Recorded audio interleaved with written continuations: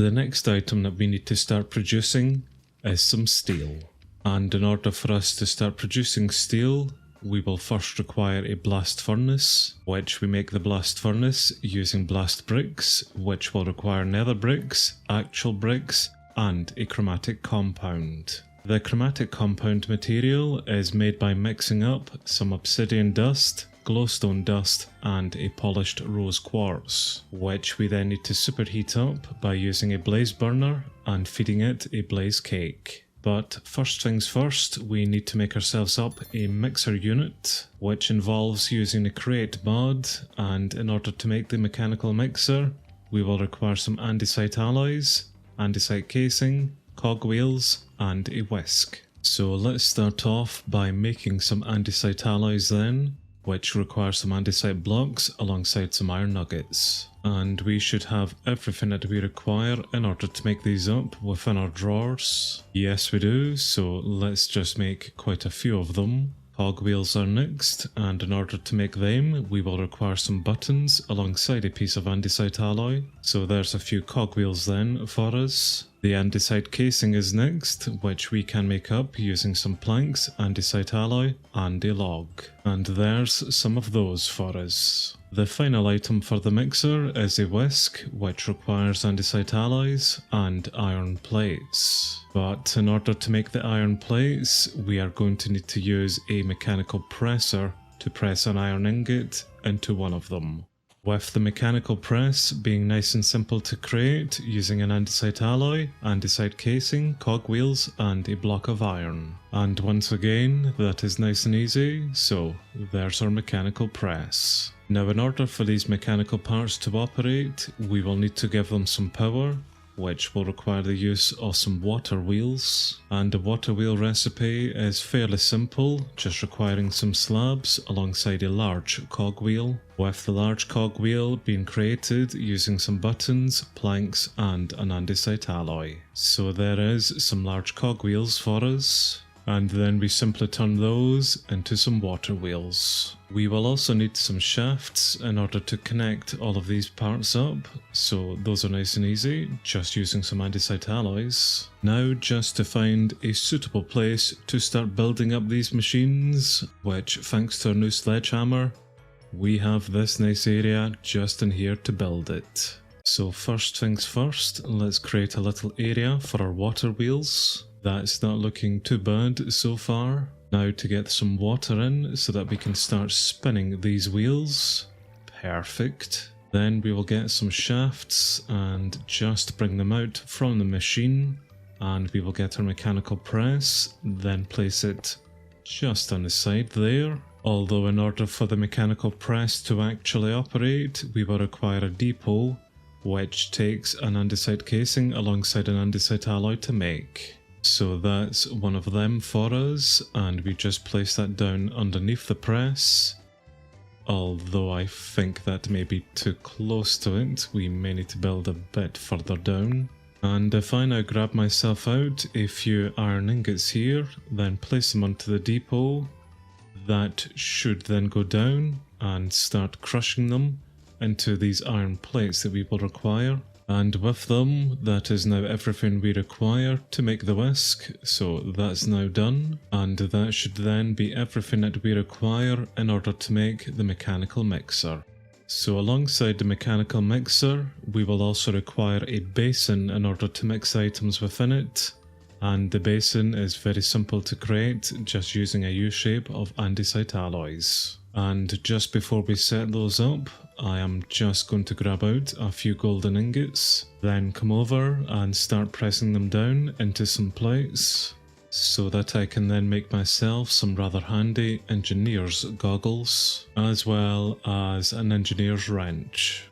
The wrench is a pretty handy tool, which will allow me to rotate some parts about whenever I inevitably put them in wrong. As for the engineer's goggles, whenever I put them on, it will now show me the moving speed of all of these mechanical parts, such as this generator here, which is producing us 192 stress units, with the mechanical press only taking 96 stress units from that. And all of that is going to come in handy for this next section then, whenever we try to place in the mechanical mixer, which I will just place here for the moment, but it will not operate because the shaft going into it is not a cogwheel.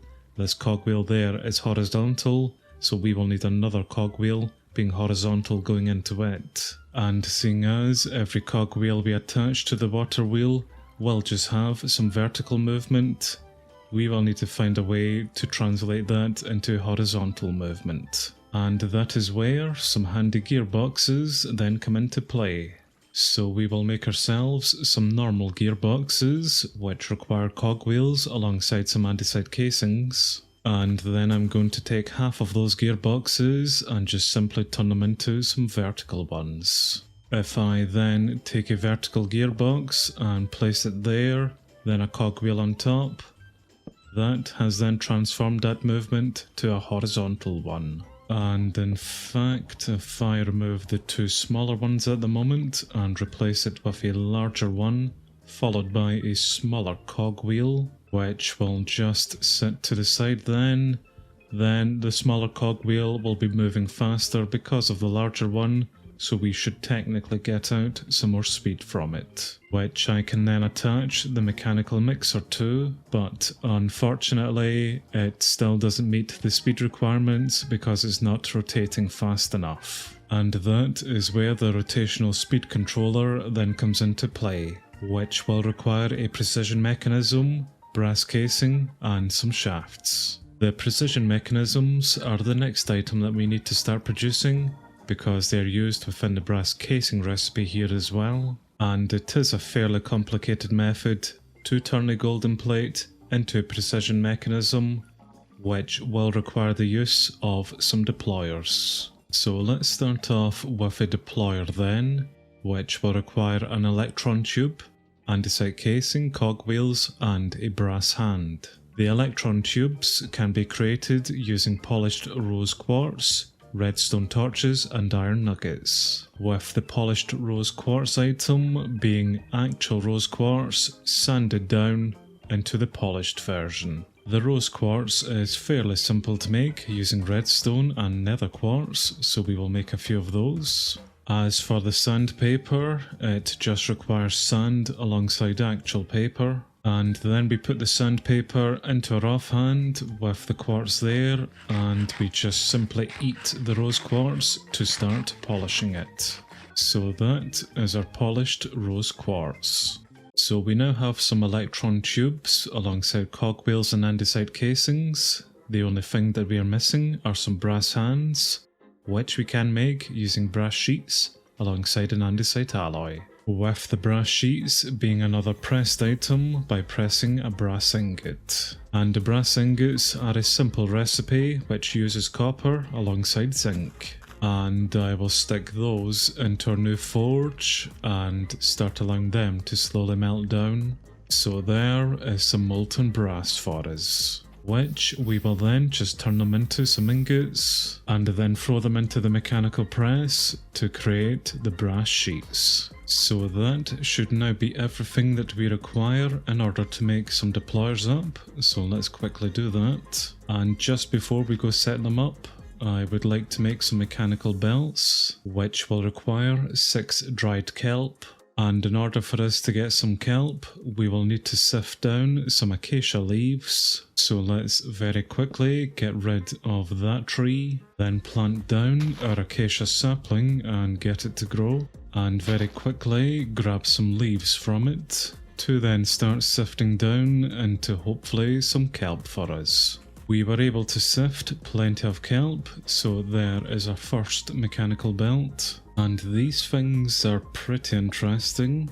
If I put down 2 shafts like that, then take a mechanical belt and drag it over from both shafts, we get out this entire mechanical belt, which we can connect to some moving parts to ensure that it does operate. So I'm going to connect a belt up to there, clearly. Then replace this shaft here with another vertical gearbox, followed by another one, and then another shaft.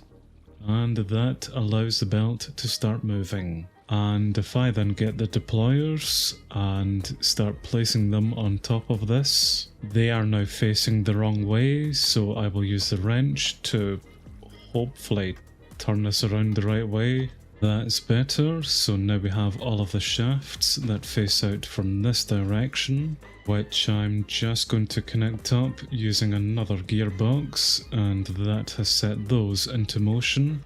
Now I will very quickly make myself up some chutes, which require some andesite alloys alongside iron plates, and if I then place them on top of the deployers and get my wrench out to create a little window, then put some drawers on top of that. We then need to supply those deployers with a cogwheel, large cogwheel and iron nugget in order for them to then turn the golden plate into a precision mechanism. So there's a few of those items that we will put into the drawers, and they have then come down and are now being held by the hands of the deployers. So I should now be able to connect that back up, and that will reset the arms. Then if I get out a gold plate and put that plate onto the assembler line, it should, I've done this around the wrong way. That's no problem actually, because if I put in a gear shift just here, then put a lever on top of it, I can reverse the direction of the moving parts. So if I throw the golden plate onto that now, it should now work correctly.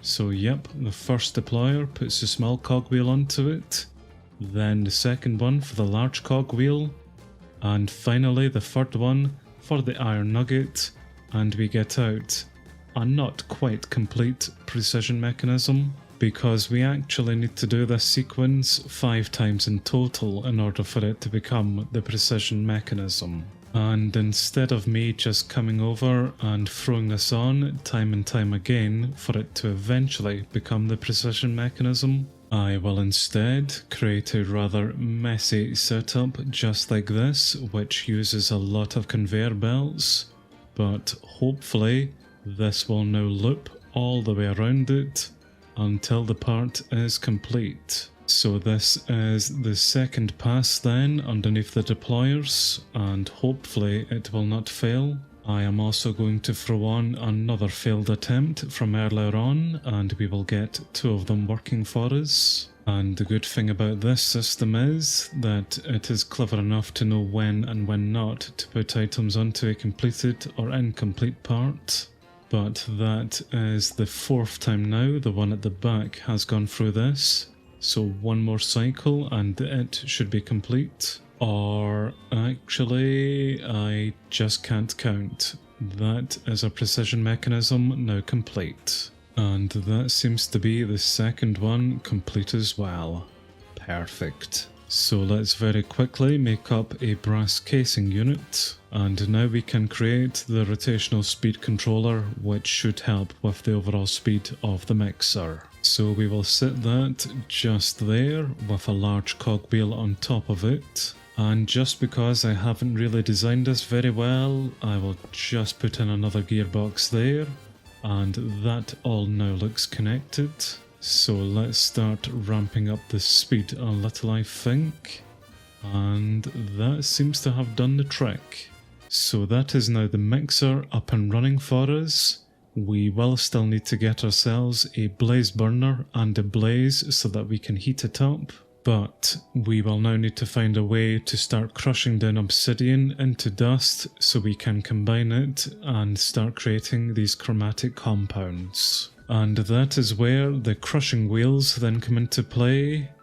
But the crafting recipe for this is pretty massive. Too big to make on a crafting table certainly, so we will need to make ourselves some mechanical crafters, which we can make 3 at a time by using an electron tube, cogwheels, crafting table, and some brass casing. And of course, for the brass casing, we will require some more precision mechanisms. And just before we start producing those, I am going to make myself up a brass funnel, which will require some brass ingots, an electron tube, and some dried kelp. Then I'll place it here, just on the oak drawers, and set it so that it is facing into the oak drawers. And if we quickly then make a filter or two, and set the filter to precision mechanisms, I can place the filter onto the funnel, and whenever we get out completed mechanisms, they should then be taken away and stored within the drawers here. So let's set this system back up then with some more parts, and throw on a handful of these golden plates, and then just sit back and allow this machine here to start producing us some precision mechanisms. Although I will stay close because I do know that this system has a possibility to fail some items here, and I will need to pick them up just in case it does. That is our precision mechanisms now starting to be created there. That one failed unfortunately, but let's see if they do get filtered away, which they do seem to be doing. Perfect. We can create another filter to take off all of the failed parts here. Another one, which we may do actually, just so that we can automate this a bit further. But for now, we have some more mechanisms, so we can make ourselves up some more brass casings, and then turn those brass casings into our mechanical crafters, of which I believe we will require 21 of them. Then I will place them here on the wall in a pattern just like this. That's not looking too bad then, although we will need to change the direction of some of these parts. That should then be everything that we require in order for it to operate. Let's maybe just slowly reduce the speed of that, okay. And very slowly, all of the components should start coming together, and we will create these crushing wheels. There is something quite satisfying about watching all of this. If it was moving a bit faster, it may be even more satisfying. But everything is nearly together here, and hopefully this will output us the crushing wheel. And there it is. And we now have the crushing wheels set up for us, so if I put some obsidian into the drawers, it goes into the chute and then down into the crusher wheels, which hopefully will start producing us some obsidian dust. Indeed it has. And that is another piece of the puzzle now solved, going towards this chromatic compound. The only piece left missing now is the blaze burner, which is something that we will look into next time.